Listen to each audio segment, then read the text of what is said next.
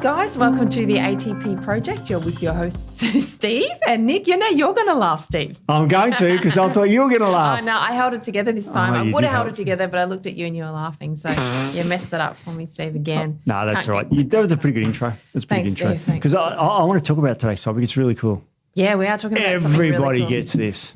Everyone gets it. Everyone goes through. Well, nearly everyone will go through it. A lot of people struggle with it. A lot of people try to find an easy way out of it, and a lot of people struggle trying to do it the right way and still doesn't work. I know. What are we talking about, Steve? What are we talking about? It's one of those things like this is the scenario. So think of this as a story. Let's say I'm overweight and I've been seeing a naturopath like you, Nicole Brown Naturopathy. I went to see you and you've given me this great program and I'm losing about a kilo, a half kilo a week. Next week's 2 kilos, next week half kilo. And then it goes down to 0 kilos and then 0 kilos and 0 kilos. And I might lose half and then I'll put on a half. So I've plateaued. Now everyone's heard that term plateau. Yeah. Now plateauing can be when you're building muscle too, but we're talking today about plateauing in weight loss. We are. So we're going to give you 5 reasons you may not be losing weight or, you're struggling to lose maybe the last 5 or 10 kilos or you're dieting and you're not getting anywhere. Nothing's happening whatsoever. And look, I'm going to debunk because this is one of my irks, Steve. Is it? Going around social media, a lot of the high-profile fitness and influencers say it's all about calories in, calories out. Oh, my God. Does my head Do they still say that? Literally still say that. There's a very prominent person that we talk about a lot outside of here. Yeah. You know who I'm talking about, that male that we talk about. Oh, he says it. Really? Yeah, he says I it. thought he was Very qualified. scientist. He's a scientist, yeah. Okay, yeah, just to debunk that a sec. Okay, calorie in. Okay, let's just take protein, for example. That has a thermic effect of 15%. So, in other words, it increases your metabolism by 15%. So, even though if you take the same calories of something like just oil compared to that, which doesn't have a thermic effect, you're already blowing that thing out of the water. Yeah. There's already. I know there's many other Yeah, reasons. there's many other reasons, some of which we're going to talk about. But the thing is that these people aren't clinicians. A lot of them are researchers, right? So researchers work on the law of averages. Yeah. That's what a lot of research studies are. Not individualised. They don't account for all the different elements that could impact what the person is going through. I see people who struggle with these things. So a lot of these fitness specialists that say it's purely calories in, calories out, and they berate people if they say, well, you're talking, out of your butt. You're obviously not counting your calories properly and all of that sort of thing. They don't see people that come to us with conditions or issues that we're going to talk about today that significantly impact your ability to lose weight. Of course. No matter if you are just, and I'm talking about people who are dieting to the letter, doing all the right things, exercising, and they're not getting anywhere. But even like if you were back in the 20s, like when I was a kid, 1920s. Yeah. If you took diphenol, 2,4-diphenol, nitrodiphenol, which is a potent catabolic agent. Yes. And increases thermogenesis. It's banned now. Yeah. Super duper fat loss. That's got nothing to do with calories in and calories out. No. If you and I were doing the same calories and I was on that drug, I would lose significantly more weight, like 2 kilos a week. That's right. And so that just blows that out of the water 100 years ago. Yeah. So they're still on about this stuff. They're still on about it. So there's a lot more going on physiologically that's going to impact our ability to lose weight, and calories in, calories out does not come into play when we have these underlying issues. No. So, we're going to talk about PPAR today, aren't we? Yeah, we're going to That's talk about one all of the chemicals sorts of things. And different. AMK and all this crap. Yeah. But these are all things that make you individual. Yeah. And make you different to the person next to you that's having different calories in, different calories out. Yeah, that's right. We're going to talk about sex hormones today. Yeah, sex hormones. In fact, I can give you a sex hormone that will make you fat. Yes. And I can give myself one and it'll make me fat. That's right. But if I give you my hormone, it'll make you thinner. That's right. Isn't that amazing? Yes. So this whole this whole calories in, calories out thing is just rubbish. It does my head in, and and I see clients that are frustrated because but I'm doing all the right things. Yeah, I said, know. well, there's obviously an underlying issue here that we need to look at. So absolutely it is. we're going to go through 5 let's possible factors. Let's have a look at some of these factors and some of these here, I mean, I've had a quick look at what you've written here. It's absolutely brilliant because it does go through all the different factors. But let's start at number one. All right, so number one is going to be a culmination. So we want to get I thought I'd just get these ones out of the way first because these are the ones that are people like, oh, but what about this? What about that? So this is a bit of a culmination. This isn't one specific thing that I hear a lot and that I see a lot. Yep. So chronic dieting. Yes. Very, very common. I see this a lot. So when I say chronic dieting, I mean somebody that's maybe been dieting for 20 years. Yo-yo dieting, trying every diet under the sun, nothing works. So that's very common. And obviously if you're, for one, not giving anything enough of a chance, which I see a lot, someone might do something for 2 or 3 weeks and go, I haven't lost any weight. So then they'll flip to the next thing and then flip to the next thing. That's never going to work. So, and obviously undereating. So if they're dieting chronically, undereating, I see undereating a lot more than I see overeating. And it's the whole mindset of I have to eat less and exercise more because that's what we're told through life. You just got to less going in and more going out and you'll lose weight. And that's just the way that could work for some people depending on what's going in and depending on what exercise they're doing going out. That's right. And there's the key. For example, and just to harp on that point, overtraining. Imagine if you trained like Arnold Schwarzenegger. Now, Arnold Schwarzenegger, and he's an old bodybuilder from the 70s, everyone knows him, but he was at the time overweight. Because he had loads of muscle. Yeah. The big bodybuilders today are very heavy men and women. They are overweight. So you actually go to the gym and you will put on weight. That's right. It'll be muscle and everyone's happy with that. Yeah. But you'll put on weight. Yeah. Isn't it incredible? Yeah, that's exactly right. What's the next one? So I need to put my glasses on. So I'm going to try and go through again without glasses. The next one's a classic. Yeah, so not logging everything you put in your mouth. Yes. This is a classic one. So people who are, they're really super strict and they're like, yes, but I eat really healthy and I diet and I'm dieting so are you adding the sauces that you're putting on your food? Are you adding the drink that you might be having, like you might be having a latte or you might be go out and have an alcoholic drink or something like that. Cheat meals, if someone goes, oh yeah, but I'm dieting, but it's my cheat day. They don't add those calories. So that could send you over 300, 400, 500 calories a day, depending on what you're having. If you're having sauces and things like that, and that can make a massive difference. Like I ordered a salad, and let's say we're out for lunch, and I ordered a salad, and you've got your Maccas and chips, and I'll just pinch a few of your chips. Yeah. And it's like, well, how much is a few? What are you talking about? Yeah. And it's got the terrible fats in it, trans fats, which screw up your metabolism anyway. Yeah. So it's like, and people don't count that. No, they don't. They'll splosh it in sugary sauce.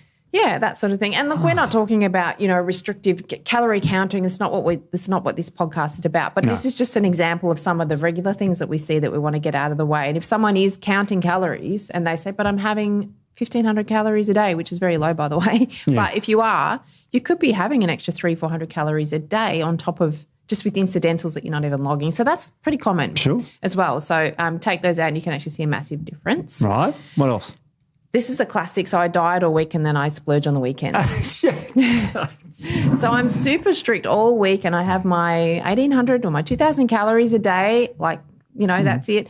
But then on the weekend I might go, okay, I'm going to go out for breakfast or I'm going to have dinner with friends or something. So you might blow out to say 3,000 calories on that day. Yeah.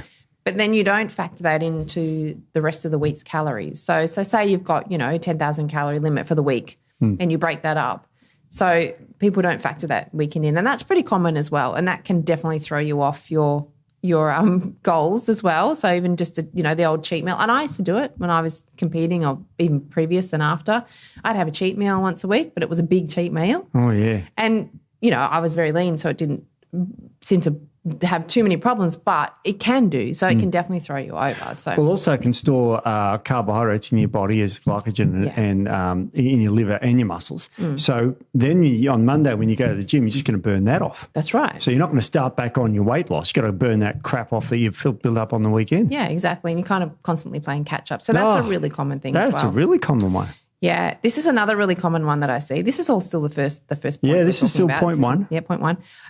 Doing the same thing day in, day out. So having the same calories every single day, doing the same exercises, the same intensity every day, day in, day out for months on end, and expecting something to change.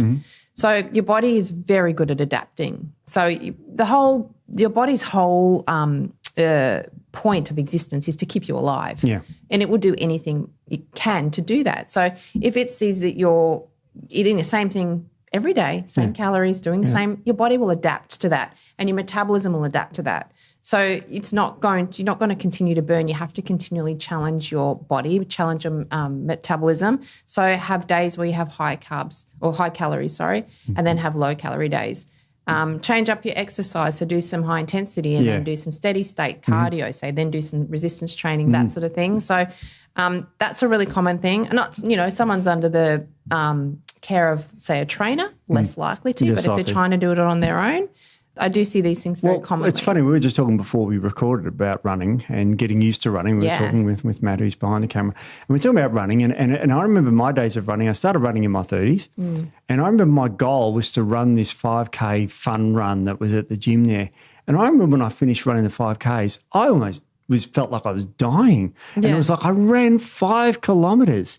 And it's like, now we were talking before about running a marathon, which is 42 kilometres, and that was hard. Yeah. But now, like this morning I ran, it was only 8Ks, but 5Ks is barely worth getting out of bed for me now because in the past running 5Ks I would have burnt way more calories, struggled way more. And now I can do 5Ks. Even now I can do 5Ks in my sleep. Exactly. And when I was really fit at running, 5Ks would be like, I'll start to, that's my warm-up done. It's seriously, you're right, it adapts to it. And so if you're going to the gym and doing the same weights and you're getting stronger, those weights are going to become easier. That's right. And so, doing the same thing is not a good thing to do. You got to challenge yourself. You got to step it up, step it down, step it over, sideways, do all different. I'm a big fan of that too. Yeah. I can swim K and a half quite easily. Yes. But, there are people who go to the pools that do 400 metres and they're exhausted at the end of it. And for them, that's tough. Yeah. Yeah. It's all about adaptation. So you've got to continually challenge your body. Yeah. And going like the Grant Hackett's from the old days, I know Grant, he's a 1,500 metre specialist, and he would do like 6 kilometres in a session. Yeah. Now, if I did 6 kilometres, I'd burn way more calories than him because I'd be there all freaking day doing that. Yeah, exactly. He'd do it in a little hour or two session, what I mean? Yeah. And so you're absolutely correct on that one. Yeah. So I just wanted to get those out of the way because they're things that people think, but. There's one more you got to get out of the way. Oh, did I miss one? Did I? You did. There's one about the wrong diet for your I did miss that one. Yes, the wrong diet for your current health status. Yeah. So, and this is going to move more into sort of 2 to 5, the next points. But if you've got underlying issues, say gut issues, which is going to be what we're going to talk about in a minute, and you're taking in, say, you're on a ketogenic style diet, and you're feeding bacteria that are already overgrown, and we're going to talk about those bacteria and what they can do, that's definitely going to impact your ability to lose weight. So, if you're on a particular diet and you're not losing any weight, you're not feeling good, it's probably not the right diet for where you're at in your health status at that point in time. Correct. So you want to sort of change that up. So I see, and people will persist. No matter how uncomfortable they are and how little progress they're making, they will persist because they've read that this is the best diet for weight loss. And but it hasn't helped you, so why keep going with it? I know. Yeah. And the calories in, the calories out thing with these diets is quite remarkable because you've seen my nuts, right? Yes, Steve. And I eat a lot of them. Now, they're super high in calories. Nic, I didn't mean those ones. Steve, I mean my bag, big. Yeah, your container. It's like I buy them by the kilogram. Yes. Okay, and I eat loads of nuts. Now, they're super high in calories. Now, according to our mate who says calories in, calories out, I should be morbidly obese. Yes.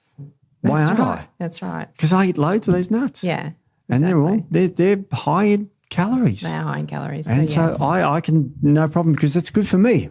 That's right. Yeah. So you've got to go with what works best for you, and everybody's different, and not one diet fits all. Nope. That's definitely true. If it did, I'd go, here you go, bye. That's right. And I'd give you my list of things you got to eat and then you'd be fine. Exactly. It doesn't work because people go, I don't like eating broccoli and all this sort of stuff. And foods react differently to people. Yeah, that's exactly right. One man's food's another man's poison. Exactly. So there you go. So that's number one. So we just want to get those off the table to say if anyone that's like, but I do it, maybe I do that. Maybe I should look at what I'm eating on the weekends and things like that. Yep. So that's number one. So now we go into the really good one, Steve. Yeah, now we're getting into it. Number 2 reason you may not be losing weight, poor gut health. My favourite subject. It does. It changes. People got different guts. Yeah. So this whole calories in, calories out thing. If you've got high methanobrevibactite diet, which is the one that draws calories if you're starving, and, because this, got to remember, going back years ago, our biggest problem is starvation. That's right. Not so much obesity in the Paleolithic days. So what our body would do would adapt by growing more of these bacteria that when you eat a food, it would draw more calories out of it. That's right. So if you've got loads of those bacteria, the methanobrevibacti, those sort of ones, and firmicutes, you will grab more calories out of the food. Yeah. So that's another hole in the, calories in, calories out crap thing. But I think we've done podcasts and it's showing how bad that is. I'm not saying that, I know nothing about loads of things but I've done, this is pretty obvious. This one, isn't it? The gut. Well, the thing that makes me mad is because a lot of these people are very, very, very, very clever in their field, very clever. Like exercise science, all that sort of thing, can't fault them. But they don't see the population of people that I see or that health practitioners see that have underlying issues that are creating the problem, and they're just seeing that they're not doing what they're told, which is entirely not the case.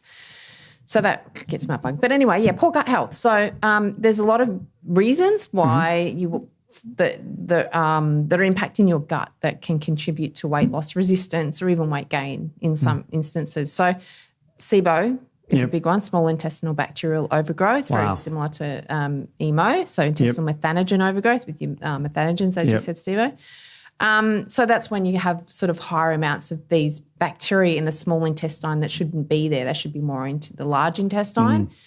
So then you're taking in your calories, and then these bugs are sort of extracting some of the calories and breaking down, fermenting these calories in your small intestine, where it's supposed to be happening in your large intestine. And so you can absorb food in the small intestine. You can absorb food in the Wow. Yeah, so that could be a reason. One of the reasons why, SIBO-wise. Another one, you get a lot of bloating and a lot of fluid retention, like you can do with SIBO as well. So that can feel like fat gain when it's actually fluid and bloating, which we can talk about. I've occasionally I get bloating and geez, it feels, and I jump on the scales and it's not, I haven't put weight on, but you feel horrendous. Yeah, and this is another thing. And this is not a podcast on social media, but I feel like it just seems to always be something coming up. You see a lot with women, and they'll take a photo of their stomach in the morning and then their stomach in the evening, and they're quite bloated by the end of the day. And they say this is normal. This is what being a woman is like. Don't and you don't shame it at all, definitely, but it's not normal. You shouldn't be quite bloated by the end of the day. No. Generally, you will be a little bit heavier, obviously, at the end of the day, but you shouldn't be significantly bloated at the end of the day. So that's indicating some sort of gut issue going on there.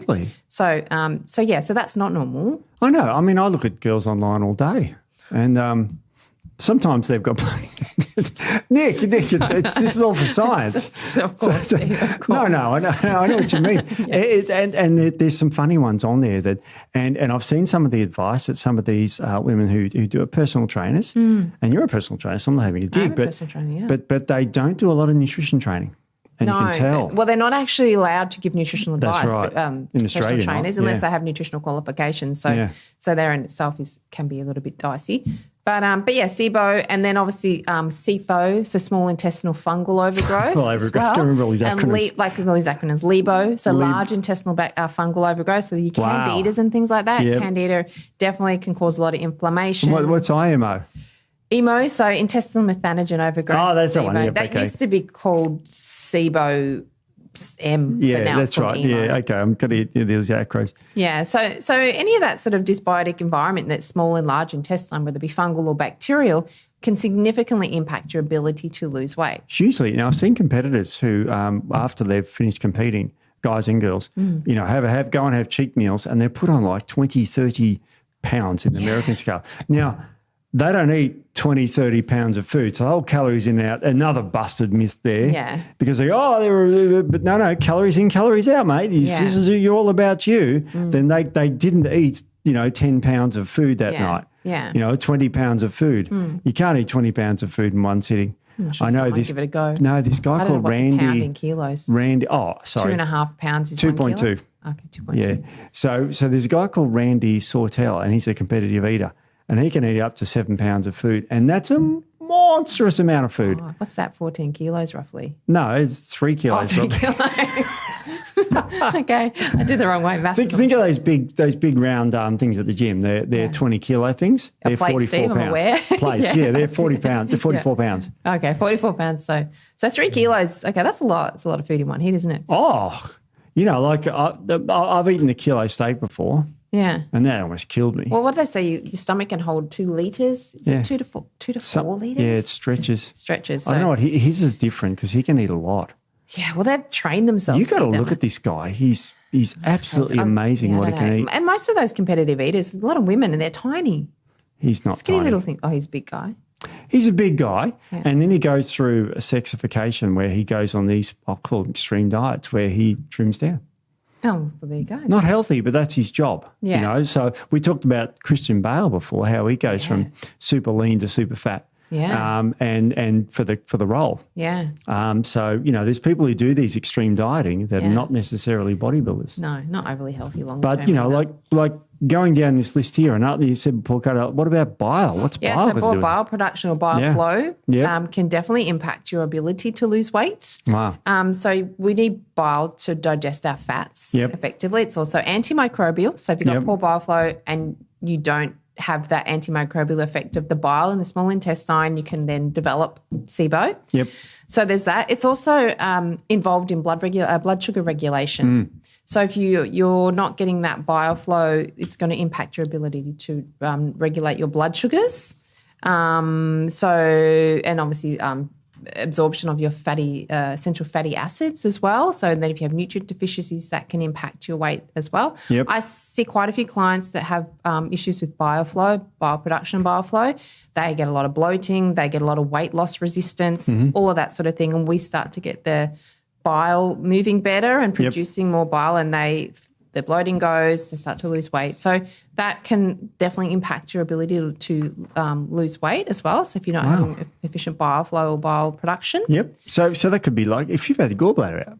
Yeah, the gallbladder stores bile and then secretes it when it's needed. Yep. But if you had it out, they just extend the duct to the small intestine, so it just dribbles out all day and all night. Yeah. So that's got to impact weight then. Yeah, I see a lot of SIBO patients with no gallbladder. Yeah, and gallbladder does cause weight gain. Lack of a gallbladder. Lack of gallbladder can do, yeah. So that's a risk factor. So again, calories in, calories out, getting rubbish there, of course. We're having a go at this, maybe yours. But it's just because there's so many reasons that Yeah. Constipation is another one. Now, constipation is more than what you think, because constipation, people think you hang on to your poo, therefore you weigh more, but it's not. It's more than that, isn't it? It's got to do with beta-glucuronidase and estrogen. Beta-glucuronidase levels and things, and estrogen. So we do have bacteria in our gut that produce beta-glucuronidase, and that's there to sort of reactivate the conjugated estrogen if we need it. So it helps to sort of regulate the levels in our body. So if we have constipation, we're not excreting our excess toxins and our excess estrogens and things like that in our stool. It sits in the small intestine. It can reabsorb and it can increase these beta-glucuronidase levels. It breaks down your estrogen, and then you have more circulating estrogen, which we're going to talk about hormones in one of the points. I know there's a big one coming up, but hormones play a role. But estrogen, you can end up having estrogen dominant symptoms or signs, and then it can impact your weight loss issues, impact your ability to lose weight there as well. So constipation alone, and obviously constipation is a symptom of an underlying cause anyway, so there's obviously more going on in the gut. So that's another gut-derived reason why. So many gut problems. High amounts of pro-inflammatory bacteria that produce something called hexa-LPS, so lipopolysaccharides. We've talked about them before as well, so produced by proteobacteria. So these ones can cause intestinal inflammation. Yep. That can then impact our gut barrier protection and our gut barrier function. That can break down a gut barrier, breach that barrier and go into our bloodstream, cause inflammation. Inflammation, which we didn't put in specifically, but inflammation will definitely impact your ability to lose weight because it impacts your mitochondrial function, so many different things. Yeah. So that having that sort of dysbiotic picture with that it's called inflammatory dysbiosis. So a lot of these LPS producing bacteria in the gut will definitely impact your ability to lose weight as well. We've just gone through some of the lists. Do any of the people you talk about in social media, do they talk about any of this stuff when it comes to calories in, calories out? No, they don't. They don't mention it, do they? Don't. Why? Because I don't know it. Yeah. Yeah. So, I don't know. High LPS, and interestingly, high-fat diet. So this is what I was talking about at the start with the wrong diet for you. So say you're on a ketogenic diet because you've been told that's the way to go, you'll lose weight, everyone's great.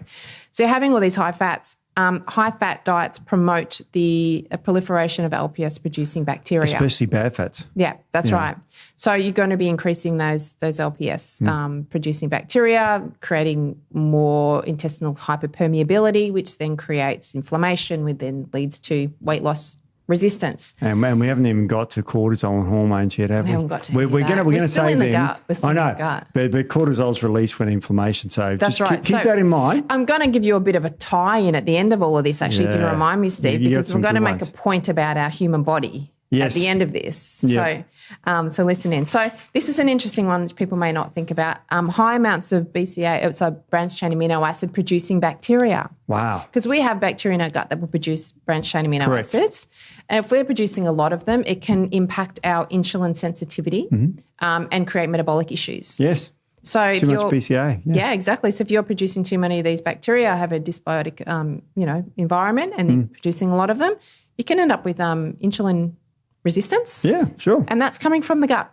Yeah. So people think, oh, no, it's just, I'm not eating too much sugar. Well, yes, but your gut bacteria are contributing. So that's a really interesting one. It's a very interesting one. Yeah. So keep an eye out for that one. And then high antibiotic use, we all know that. Classic side effects is destroying your gut. Yeah, and there's so many studies around children that are given antibiotics, obviously when they're young or even pre-birth. So, mothers have to have antibiotics. Those children can go on to have obesity later in life. So because it's changing that microbiome. So, yeah, sure. Yeah, so and this is another one, interestingly, and I see this a lot. I see clients that say, but I just eat if I go even a little bit over my calories, so I'm on very low calories and I eat just a little bit over, I just put on weight straight away. So that could be because of your gut bacteria as well.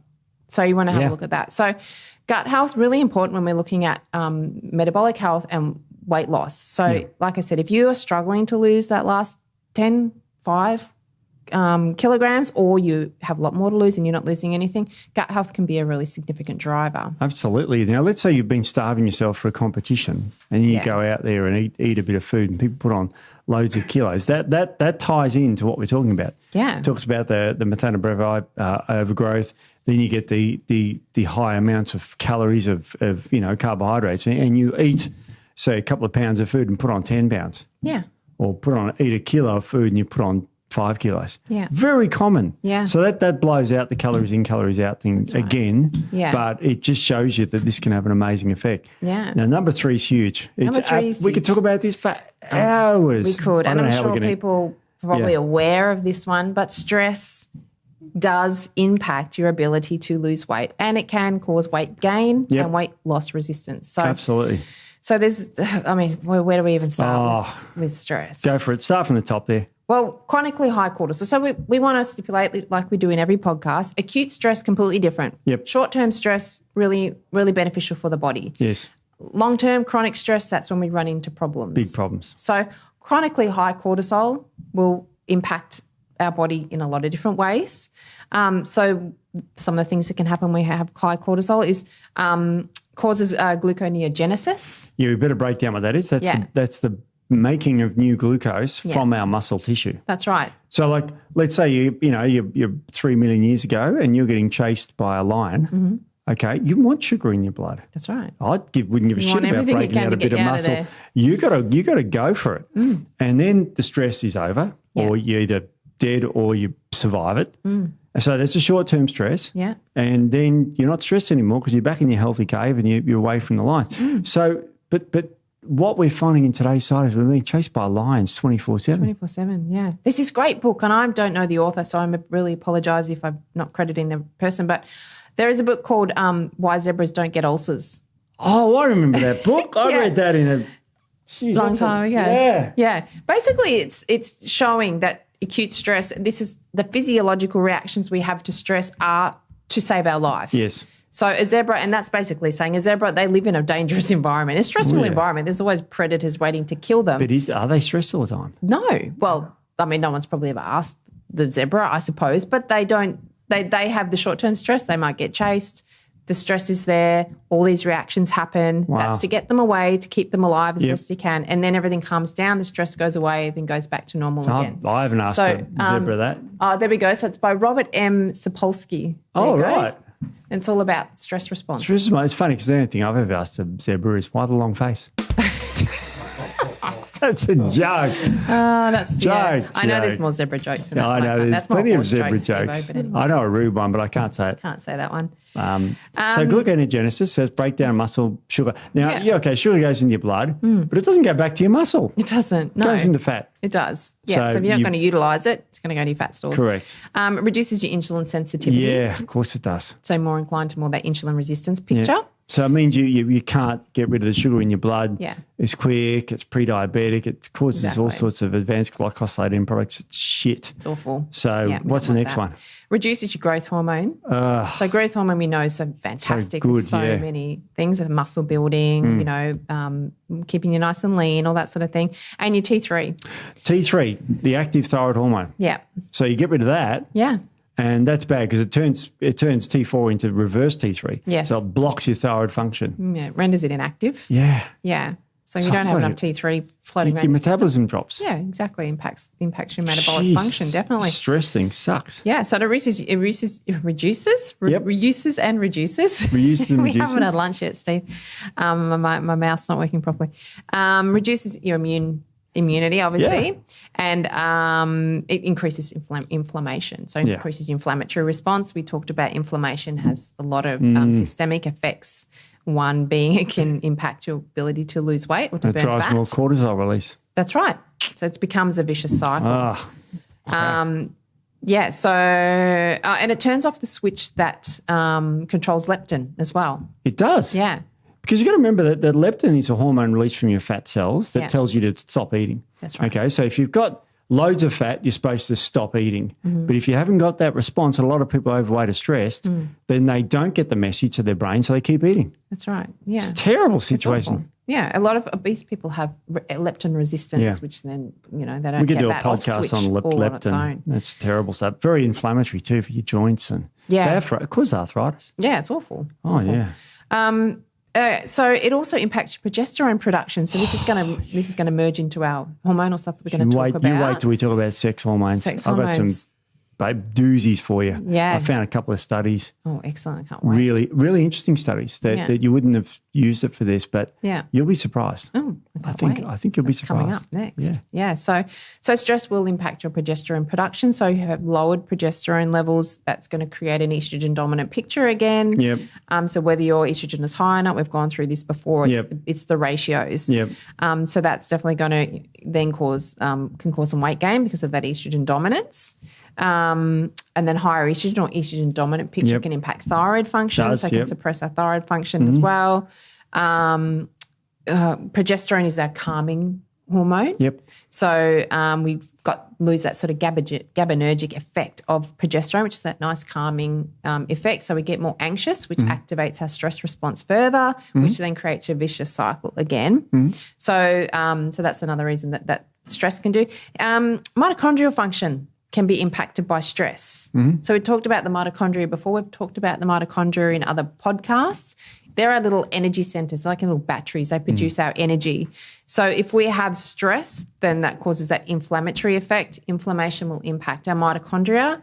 If they're not functioning well, then we can't produce our energy, and then we have ongoing effects from that as well. So mitochondrial function is super important for our fat loss as well. Yeah, and energy, Yeah, and then reduced digestive function. So from our central nervous system activation. Yep. So we've talked about this before as well. So lowered acid and enzyme production in the gut because of that stress response. So then that's going to lead to gut issues, which then goes back to the gut that we talked about before. Yeah. So one thing other stress does is it stops you sleeping. Yes. A lack of sleep causes weight gain. It does, proven. Yeah. It affects your leptin levels as well. So people eat more and they eat more sugary foods. There's a lot of research on that as well. So it impacts your sleep. So stress, horrendous. And people say, well, I'm doing all the right things. I'm exercising and I'm dieting and I'm all these things, but they don't factor in the stress No. and how impactful that can actually be. And even the stress of the fact that they're dieting and not losing weight is stress in itself. Very much so. And that's increasing it, which is then perpetuating the problem. Oh, and mainly women put a lot of pressure on themselves. Yeah, mainly women, because women are the ones that struggle more with weight loss, and that's not entirely our fault. That's our hormones a lot of the time. Well, we're just about to get to that. It's a good segue. So, but men don't stress about their weight as much. They seem to have this. One thing I don't like about men is that they seem to accept being overweight. And you hear it. They go, oh, yeah, I'm really fit. I used to play soccer. I've just got a bit of a gut. Yeah. Well, that's fat. Yeah. Well, I mean, I'm coming from a female perspective and I might get shot down for this. I don't know. Okay, you're in trouble. Well, because, females have a lot more pressure on them. Social media, women have to look a certain way. They do. They're not it's not acceptable to be anything other than perfect if you're a female. But male doesn't have that stigma and they don't have that pressure, which is like, it's really difficult for women. They get shot down a lot, and I have to say by a lot of other women, more so than anything else, shoot them down than men. But the social pressure to look a certain way for women is extreme, and that's why women go to a lot of these extreme reasons. But men don't seem to feel. I mean, look, there's probably men out there that do. I don't want to, be gross generalisation, but less pressure, I would say. Absolutely. Because women, the men might not be, super fit, super amazing, but women don't seem to care so much. In my age demographic, 80% of my age group are overweight. Yeah. That's horrendous, it is horrendous for their health. Yeah. Men need to grow up and take responsibility for themselves and not say, oh, I've got a bit of a dad bod. Yeah. It's like, that's probably going to give you a heart attack. Yeah. Whatever a dad bod is, there's nothing scientific about that. But being overweight will increase the risk of diseases for you. Terrible for your prostate, terrible for your heart disease. You've got to take responsibility for yourself and your own health. Men need to stand up. They need to say, yes, I'm overweight and I'm going to do something about it. Yeah, I mean, women, midlife women. So I'm now midlife, Steve-O. It's 27 midlife. 27 midlife. So yes, I am officially midlife now. So so menopausal women, that sort of thing, they get downed all the time. Oh, well, they're old and fat, and that's why there's a lot of divorces and things. Men go, oh, they're old and fat. And I'm like, come on, it's difficult. We're going into hormones now, very difficult for women. But let's talk about. But hormones. women. But so let's go into number 4. Let's leave that. So hormones are really, and we're focused on the sex hormones. We haven't talked about the weird ones, the leptins and the ghrelins and neuropeptide Ys and all that crap. Yeah. But we're going to talk about sex hormones a second. The first one there is estrogen dominance. Estrogen dominance. So we're going to talk about ones that people probably know a lot about, but we have to put them in there because they're a significant factor when we're talking calories in, calories out, totally out the window. When our hormones are out of balance, it doesn't matter what you do. You're not going to be losing weight if you have any of these issues. So estrogen dominance, as I said before, could be high estrogen. It could be low progesterone and normal estrogen. It could be perimenopause, where you have fluctuations, wild fluctuations of your estrogens and your progesterone is slowly diminishing. So any of these sort of situations are going to make it a lot more difficult to lose weight, and you're going to be more inclined to gain weight. Yes, absolutely you are. There's a lot of evidence on this, and it goes like a U shape, the relationship between estrogen and weight in women. So if you've got very low at this end, and you think of a U, so you've got very low here, you're high weight, your risk of high weight. And then when it goes to a healthy thing, it actually is, it keeps you nice and lean. But high estrogen, the other end you're talking about, it gains weight as well. Yeah.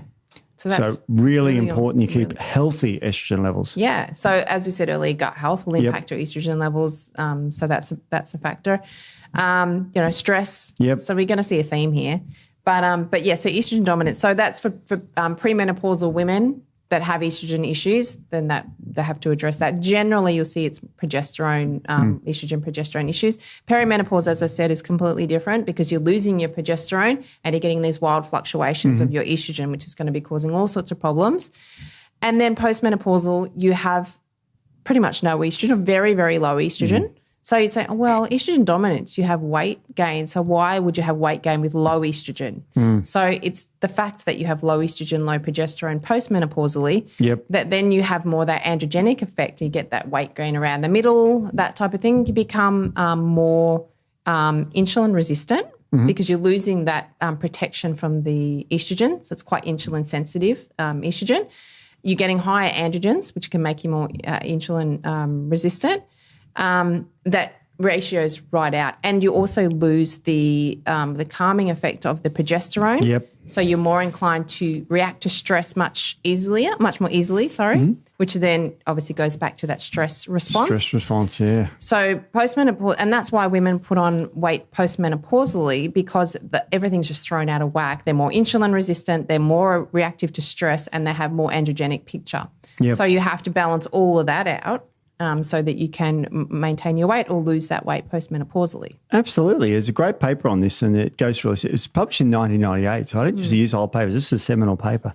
And it talked about, it's called The Influence of Sex Hormones on Obesity Across a Female Lifespan. And it talks about everything you say. So if you want to look up that paper, it's really important because it talks about the hormones, menopause, all this sort of stuff, and the hormones. And there was one other study that I found kind of interesting to talk about. And this is a controversial one, a controversial topic. So I don't, I don't want to buy into that, but I want to talk about it for the sake of this. And the study is titled Cross-Sex Hormone Therapy in Transgender Persons Affected by Total Body Weight, Total Body Fat, Lean Body Mass. And it's a meta-analysis. So what this is a study on is that the women that transition to be a man or a man that transitions to be a woman. Okay? Yeah. Now, okay, whatever you want to do, but be aware that if you get the wrong hormone, or when I said the wrong hormone, let's say you wanted to be a man and you got testosterone, the chances are you'd put on weight. Yes. But if you give testosterone to me, the chances are I'd lose weight. Yeah. But if you give me estrogen, I would gain weight. Yeah. And if you have estrogen, if you're low in estrogen, then you'd be fine. That's right. So it's really interesting how the wrong hormone does the wrong thing for the wrong person. Yeah. Again, puts another hole in the whole calories in, calories out crap. But very interesting. It is very interesting. And the numbers are here too. It gives you really interesting numbers. You put on like 3.9 kilos and all that sort of stuff. And really it's quite significant. And again, this is a big study. Yeah. So very interesting. It is very I interesting. found that study very interesting. I mean, you look at women and men. So you look at a woman postmenopausally, she gets the belly fat. Whereas before she'd get the hips, butt, thighs. It's the estrogen type and the fat. boobs. And the boobs. Don't forget the boobs. So you get bigger boobs. I guess the estrogen. But yes, anyway. And then postmenopausally, you lose that estrogen, so then your androgens become higher. Ratios are out. It's not that you're specifically getting higher androgens, but you're getting more androgenic. So you get that belly fat, which is what the male fat. Male fat. And then men, if they, which we didn't talk about, low testosterone, it could be aromatase to estrogen, they'll get more around the hips, butt, thigh area. And so the they boobs. get more, and the boobs. So they get more that female type fat deposition picture. So it's interesting the way the hormones work. Yeah. Well, that's right. Like if I took super physiological highs of estrogen, I would grow breasts. Yeah. My fat tissue would grow there. So it's very interesting that how hormones have an amazing effect on the body. Huge effect. And I think that's very frustrating for a lot of women that again, are trying everything and they're not losing weight. And I'd be looking at, obviously some of the things we're talking about, but hormones so powerful and really can impact women so negatively. And because we go through so many different hormonal phases in our life, so puberty, obviously, then our premenopausal, then our perimenopausal, then our menopausal, I mean, the hormonal fluctuations throughout those stages are hugely significant, and that's where we can have so many weight issues throughout any of those stages. It's huge. Now, number 5. This is a bit out left of centre. This is left of centre, but it's researched well. Yeah. I love it. It's about toxins. Yeah. And so it's a broad term. But there's a term of toxins. There's a lovely name for them. Yes. That the ones that put on weight. You remember what they are called? Obesogens, Steve. Obesogens. Now, what does that tell you? Firstly, another hole in the calories in, calories out thing is if you're loaded up with obesogens, then you're going to become, let me guess, obese. Yes, exactly. It's not like, it really is a handbrake on your health. Yeah, definitely. And I put toxins in because we're talking about maybe a population of people that have tried everything. Like I said, they're maybe just 10 kilos over, or they've tried everything and they can't lose weight. Look to something like environmental toxins. So, and obesogens that could have a huge impact on your ability to burn fat. Yeah. So obesogens are chemicals that disrupt the body's normal homeostatic controls. Yep.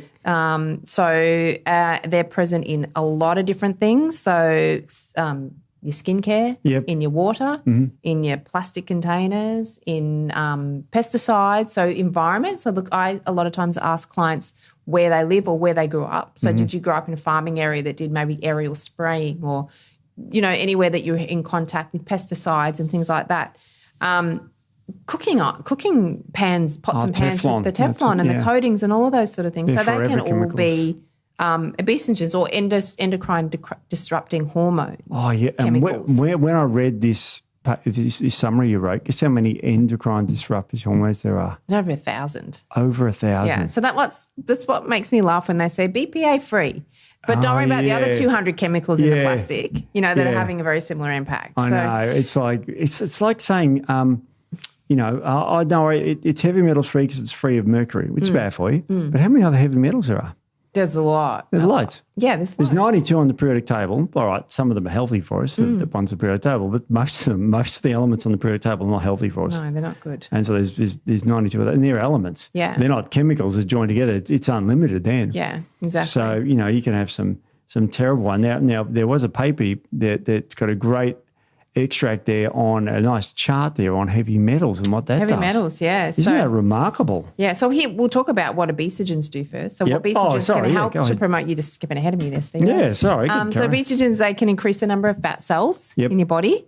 They can increase the storage of fat in existing cells, so they can swell your existing fat cells. They alter the rate of your fat cell production versus destruction. Oh. So slow that destruction and down. Let me guess, they don't kill them all. No, they don't kill them all. So you end up storing more and having more and losing less. They favour calorie storage over utilisation. So you're using more, again, calories from your food. They can change your metabolic rate. Wow. So how many calories your body actually needs to maintain your weight. It can impact that level. It alters your gut microbiota as well, so back to the gut. And then it modifies your hormonal control, so leptin, ghrelin levels as well. It can impact. So it changes your appetite. Yeah, it changes your appetite. So, these people who can't lose weight because they're hungry all the time, and eventually they buckle, and they don't gorge on a bag of broccoli, do they? Yeah, no, they don't. Very rare. So this is incredible. These chemicals are everywhere. They're everywhere. Heavy metals are everywhere. We're going to narrow it down. Where do you get them from? There's thousands of them. So about 1,000 of them. So you can't avoid them. You can't avoid them, and that's why we say low tox living. But it definitely is impactful. So and I see a lot of this. I don't see it. Shouldn't say that. I see less of this, but I still see it relatively commonly. Yeah. So people, and this can be a population that maybe have impacted liver function or low liver detoxification ability through their phase 1, phase 2 liver channels. So first of all, they can't, because we are exposed to a lot of chemicals every day. We take them in, airborne chemicals in our food, obviously all the things we talked about, pans, containers, things like that, drink bottles. But our body has the ability to detoxify these to a large degree. So if we don't have optimal liver function and also bioflow, as I said before, they work together, then that's going to cause a build-up. It can cause a build-up of a lot of these heavy metals as well in a lot of people. So that can be a reason why some people get heavy metal toxicity. Yeah, so now people know about heavy metals. Surely they've heard of mercury and lead, arsenic. Yeah, but there's loads of them. There's loads. I mean, arsenic you can get from having a lot of rice. Oh, God. But you wouldn't have thought about that. It's because it's sprayed and it's high in arsenic. So rice can be quite high in arsenic. So everyone's having a lot of rice. Obviously mercury if you're having a lot of seafood or the big fish, things like this. So it's pretty easy to get a lot of these heavy metals. I think arsenic's in treated pine too. Yeah, it is. Which is what you use for building materials. Everyone does. Yeah, well, we built veggie gardens at home and they're made from treated pine. Sleeper pines, I did some work on them. them. Yeah. But you're lining with plastic. So how do you win? You can't win. I don't know. So you can't avoid them. No. You can't avoid all these things. But that's why we want to optimize all your detoxification channels. So liver function, kidney function. You want to make sure you're going to the toilet every day and emptying your bowels every day. They're all detoxification channels. So other environmental toxins are mold. Oh. I see this more and more and more. So it's becoming so much more prevalent. We've had a lot of flooding over the last few years in Australia as well. So that can have significant impact on your overall system. But weight loss is a really, really common one. Weight loss resistance or even weight gain. Weight gain, is a really, really common. So obviously it impacts your ability to detox as well. So all the mold spores systemically causes leptin resistance. Now that means you barely can control your eating. Yeah. You don't switch off. No, you don't switch off. So that's inflammatory causes a very significant inflammatory response, which, as I said, impacts obviously our mitochondrial function, activates our stress response, creates more inflammation, continual sort of cycle there. So molds definitely is a big problem. So heavy metals, molds, environmental toxins can definitely be impacting your ability to lose weight. So that could be something to look into depending on your environment, where you grew up, what you're exposed to. Now, Eve, there's a study you're quoting here in a Finnish study. Yes. Where they were exposed to mold, these people. Yes. And guess what percentage level of their thyroid level went down? Yeah, so this was quite significant. Up to 20% of them developed hypothyroidism that had the mold illness, compared to 5.7 in the general population. So forget all this other stuff we're talking about, weights and all that sort of crap. If you're exposed to mold and you get hypothyroidism, you're going to be much higher risk of putting on weight because your thyroid levels are dropped. That's right. You just got low metabolism. Yeah. Really low. Really low. Yeah. And you feel like crap, you're depressed, you're constipated, and all this other crap, hairs falling out and terrible dry skin, but you're going to put on weight. So again, the other calories in, calories out, if you're exposed to mold, you're going to be not going to be calories in, calories out. And I've treated mold plate patients. That's why I'm surprised that it's still in this 2023 where we've seen these studies and all this sort of stuff. It blows my mind. It blows my mind. That's all calories in, calories out. So, and the thing that I was going to say at the end, because that's our five top, right? So we can't then take one of those out and go, well, it must be just your gut or it must be just your hormones, because our body does not work independently. The systems don't work independently of each other. We're one big machine. So if one system is dysregulated, it's going to impact every other system. So, if we have gut issues, as I said, that can cause hormonal issues. Hormonal issues can impact the gut. It all activates the stress response. It impacts our ability to detoxify. Therefore, we could have more buildup of chemicals and things. So you've got to look at the body as a whole. Some people say, well, it's obviously just I've got it. And I have clients that say this, it's my thyroid. My thyroid's out of whack. That's why I can't lose weight. I just need to fix my thyroid. I'm like, well, it's not your thyroid that's the problem. No. Your thyroid is just a regulator and it's reacting to the environment. So what's impacting your thyroid? So then you've got to go through all these things. So what's the solution to all of this, Steve? Yeah, I know. This is it's very complex, because we've painted a picture here where, like if let's say you obese woman gets their bloods levels, they're probably going to be high in estrogen because their fatless cells make estrogen. Fat cells. So you could blame that as being a hormonal fat. Yeah. But it's the other way around. Yeah. So, what is the answer to this? I'm glad I'm not in practice anymore in a way, because this is complex shit. It is what tests do you do? What can you do to help these people? So you want to say, and we're not talking about someone who maybe just comes to me and says, I need to lose weight and I can't. So then we're going to look at their diet. Obviously, we're going to look at all the lifestyle factors, the dietary factors, see everything that they're doing. And then you're going to go a little bit further. So if we want to look at the gut, obviously we're going to do some microbiome testing. So to have a look what's going on there. We can obviously do blood pathology, because we can check metabolic markers, we can check inflammatory markers, all of that sort of thing, to see if we can get a bit of a picture there. Organic acid testing. That's interesting. Yeah, it's really interesting. It'll tell you a lot about a lot of different systems in your body, toxic load, metabolic function, thyroid function, adrenal function, neurotransmitter levels, which we just didn't talk about, but that could be impactful as well. So that's another good investigative tool. The Dutch test is really good for hormonal looking stuff, into hormonal imbalances. Yep. I love that one because it also looks at your cortisol and your cortisol patterns. 24-hour cortisol, really good, accurate. And really cortisol and metabolites of cortisol. So when we're looking at cortisol levels, we don't want to just look at free cortisol. We want to look at the metabolites, because that can that can give us a really full picture of what's happening within your body. So the Dutch test is really good as well. So any of those functional tests to really have a really good look. Mycotox testing for mold infection. There's tests that we can do for looking at chemicals in the body. So you can test for mold. So you can test for mold. Yeah. So the organic acid test will give indications of mold, and then you can do mycotox testing, which is one step further. We can tell you what sort of molds could be present.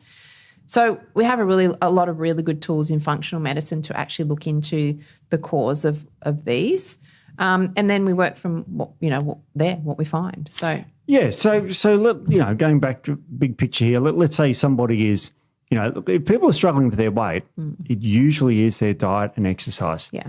But there's these buts here, these 5 buts here that if they are doing everything classically, quote, right. So if you're going through all our the first point and all of that's okay, you're not doing any of the things we mentioned first, then you got to move on to, well, okay, so what is it? So is it any one of these other 4 points that could be possibly contributing? Yeah. Yeah. Remarkable. And even excessive dieting. Excessive dieting, yeah. Oh, that's one thing I didn't talk about. And even the exercise type, I didn't even talk about that. So even hormonally, so depending on your hormonal picture, and like I said, the under eating and the over exercising is really common, and it's really common postmenopausally. I don't know if we get a lot of that people watching and listening, they're postmenopausal, or perhaps we do, but they're trying to do what they did when they were 30 to lose weight. It doesn't work that way. So if you're going to do high intensity exercise, you're just going to be activating that stress response. You're going to be creating more insulin resistance. It's completely the wrong thing to do. So you need to have exercising, as I said in the start, it's just appropriate to where you're at and your health condition. So that can be really impactful as well with how much exercise you're doing, how much diet, as you said, if you're under eating, can be really impactful for weight loss resistance. Yeah. As I said, eating the wrong types of food could be the perfect diet, but eating the wrong food for what maybe is going on in your gut, and that's going to impact it. So there's a lot of factors involved in it. It's not just calories in and calories out. No. There's a lot in it. So if you are struggling with your weight and you're doing all the right things and things aren't budging, these are the areas you might want to be looking into a little bit. Isn't it fascinating? It's like, I wish it was calories in, calories out. It'd just be eat so less. much easier, wouldn't it? And then you'd be fine. Yeah. And then we'd have a very lean population. But for decades, we've been told to eat less and move more. Hasn't worked. Hasn't worked, and it doesn't work. And it doesn't work for most people. When you're young, yes, because you're more resilient, it can do. And that's the other theme. People say, but I've done this and it's worked in the past. Well, there's a reason why it doesn't work now. So you have to, look at the underlying causes. Oh, God, it's so complex. It is complex. It is. And I'm a naturopath and it's complex. So this is like, wow. Yeah. Nah, this is crazy stuff. But this has been really enlightening. I mean, I learned a lot from this podcast. I always do. But this is scary. It is scary. So, yeah. But there's always hope. So if you're struggling with your weight, there's always a reason and there's always ways you can address it. So don't give up hope. I'm going to go eat some high calorie nuts. You do that, Steve. I will. Okay. And we'll see you all next week. Yeah, see you guys. See ya.